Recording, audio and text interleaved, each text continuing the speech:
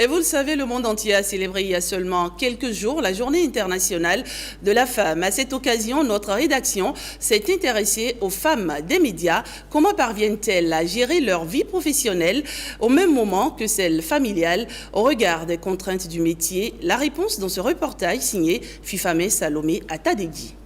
Aujourd'hui, bien plus qu'hier et sans doute bien moins que demain, les femmes s'intéressent au journalisme. La plupart d'entre elles sont venues à ce métier par passion.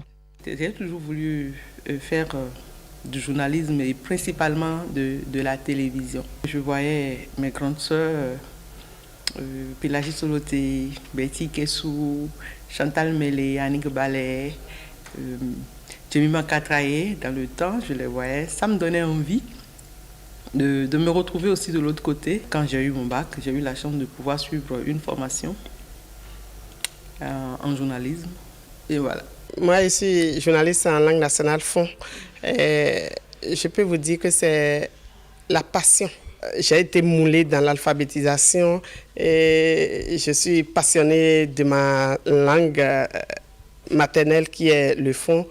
Dans le même temps, d'autres se sont retrouvés face à l'accomplissement de leur destin. Moi, ce n'était pas un rêve fou de devenir journaliste. C'est un métier qui s'est imposé à moi à un moment donné sur mon parcours parce qu'au fond, j'avais envie d'être médecin. Et après mon bac, j'ai tenté le test d'entrée à l'école, à la faculté de médecine et je n'ai pas eu.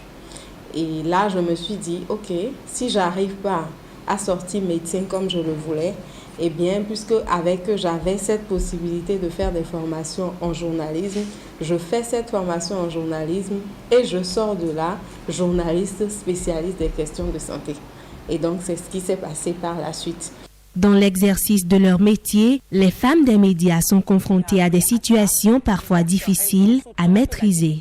C'est un métier dans lequel on ne connaît pas de lundi, on ne connaît pas de mardi, on ne connaît pas de samedi, on ne connaît pas de jour férié. Donc à tout moment, vous êtes amené à aller travailler parce que les gens sont chez eux et ils allument leur télé. Quand ils sont à la maison, ils mettent leur télé en marche parce que ils veulent bien suivre un programme à la télé. Et vous avez cette obligation de rendre ces programmes-là disponibles. On n'a pas du temps pour soi-même. On n'a plus réellement du temps pour les amis comme il se doit. On est dans le monde, mais parfois on est coupé de notre propre monde. La famille vous en veut parce que vous ne pouvez plus assister à toutes les cérémonies, à toutes les manifestations. Pour la plupart, en tant que femme, on pense que vous êtes en train de vous la jouer. Donc très peu comprennent difficilement que vous n'avez réellement pas le temps à cause du boulot. Tu sais l'heure à laquelle tu quittes la maison, mais tu ne sais quand est-ce que tu vas rentrer. Et puis, ce n'est pas simplement une manière de parler, c'est ce qu'on vit effectivement quotidiennement. Je peux quitter la maison, par exemple, à 6 heures et revenir vers les 22 heures. Leur entourage souffre également le martyre. Moi, par exemple, ma fille allait jusqu'à me dire à un moment donné, « Maman, excuse-moi, je veux tout parler. » Ne te fâche surtout pas. Quand est-ce que tu vas te décider à rester un peu à la maison avec nous?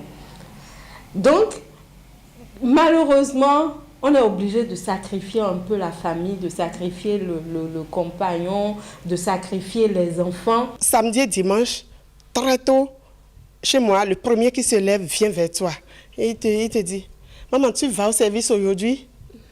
Et quand tu le regardes, tu vois qu'il guette la réponse avec une anxiété, disons.